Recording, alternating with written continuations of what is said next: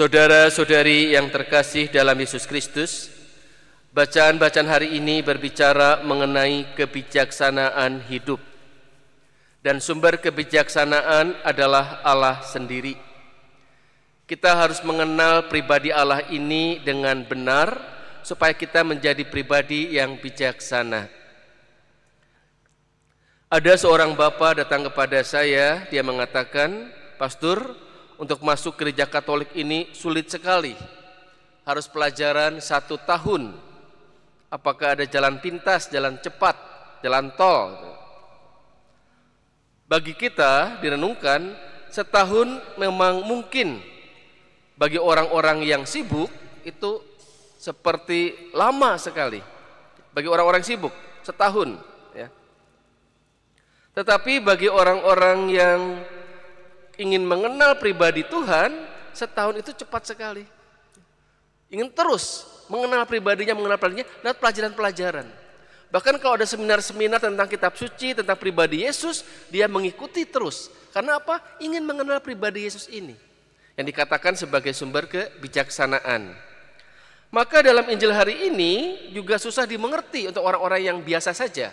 Yesus mengatakan begini, "Jika seorang datang kepadaku dan ia tidak membenci bapaknya, ibunya, istrinya, anak-anaknya, saudara-saudarinya, bahkan nyawanya sendiri, ia tidak dapat menjadi muridku." Kok aneh? Yesus mengajarkan cinta kasih, tetapi kita harus membenci. Kan bertentangan kalau kita tidak memahami. Membenci itu bisa diartikan lebih mencintai.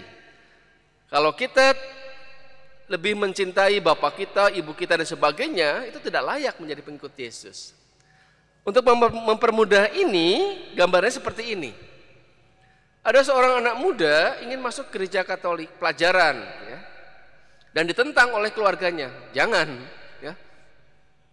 Padahal anak ini sudah dewasa, boleh menentukan, tapi ribut terus dengan ayahnya, dengan ibunya. Nah, ini pertentangan seperti ini.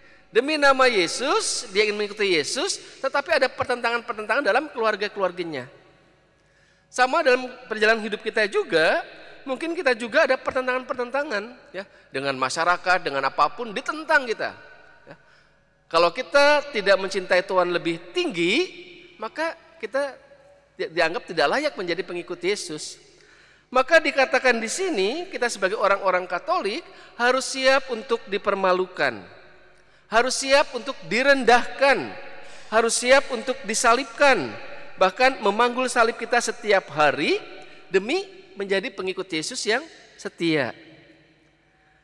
Untuk memahami Injil hari ini, Yesus mengambil simbol sebuah menara. Membangun menara. Menara itu pasti lebih tinggi dari rumah. Ya. Ada menara perang, menara di laut, menara penjaga, menara lebih tinggi. Di bandara juga sama, ya. Menara lebih tinggi daripada gedung-gedung yang lain. Tujuannya apa? Tujuannya supaya bisa melihat, memantau. Maka dikatakan oleh Tuhan sendiri, untuk menjadi pengikut Yesus yang sejati, perlu ada yang lebih tinggi lagi. Meninggalkan semuanya demi sesuatu yang lebih tinggi lagi nilainya. Bicara mengenai kesuksesan, ya. Kalau kita ingin sukses menjadi pengikut Yesus harus bagaimana, gitu ya. Nah, kalau sukses secara duniawi, kadang-kadang seorang ibu, ibunya anaknya sukses, ya. Sukses karena apa? Karena secara materi dia berkelimpahan, secara pekerjaan dia mapan, bahkan pakaiannya pun glamor. Itu pandangan orang, oh sukses orang itu. Tapi pandangan Yesus, kesuksesan bukan itu. Kesuksesan adalah ketika orang itu dalam situasi yang paling terjepit, situasi yang paling berat, dia tetap bertahan dalam kebaikan, menjadi pengikut Yesus yang sejati. Bahkan dia mau mengutamakan segala-galanya demi menjadi pengikut Yesus yang sejati.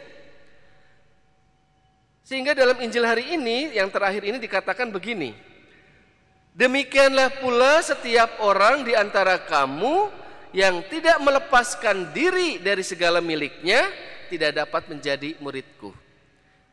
Itulah arti kesuksesan.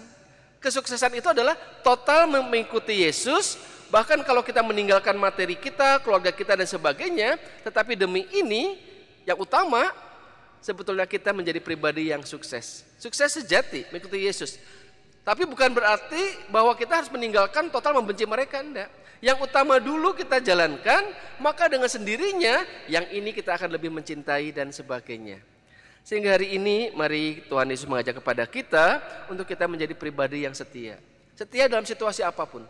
Ketika kita setia kepada Yesus, maka kita juga akan setia dengan hal-hal yang lain. Mari kita raih kesempatan bagi kita untuk kita menjadi pribadi yang sukses, pribadi yang setia di hadapan Yesus, dan akhirnya follow up-nya kepada sesama dan saudara-saudara kita yang lainnya. Mari kita hening sejenak.